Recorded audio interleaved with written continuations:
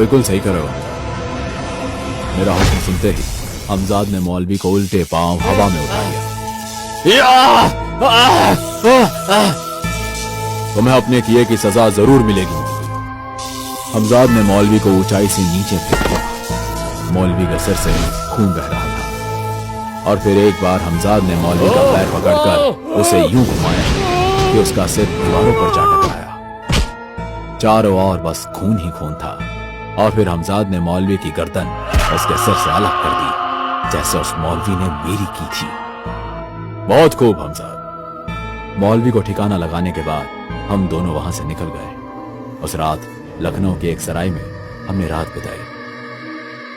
मैं बहुत खुश था और उस खुशी में मैंने हमजाद से कहा, अरे मियाँ, क्या आज भी मेरी रात ऐसी ही खाली बीतेगी? क्यों ना तुम किसी हसीना का इंतजाम कराओ। जाओ, शहर की सबसे खूबसूरत हसीना को लेकर आओ, जो हो। हमजाद मेरा हुक्म सुनते ही गायब हो गया और जब वो लौटा तो उसके हाथ में एक परी जैसी लड़की थी। मेरे आका, ये इस शहर की सबसे खूबसूरत लड़की है।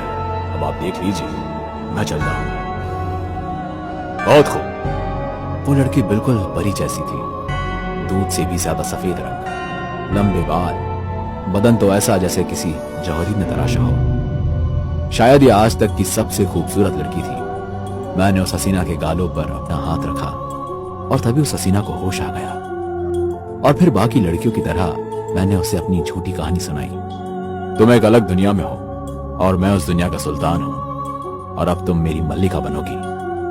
क्या सच में? हाँ, बिल्कुल। ये सुनते ही उस लड़की ने मुझे अपनी आगोश में भर लिया और मेरा माथा चूमते चूमते मेरे होठों तक आ गई। यह पहली बार था कि कोई लड़की मुझे पहली नजर में पसंद कर गई थी और मेरे साथ खुद ये सब कर रही थी।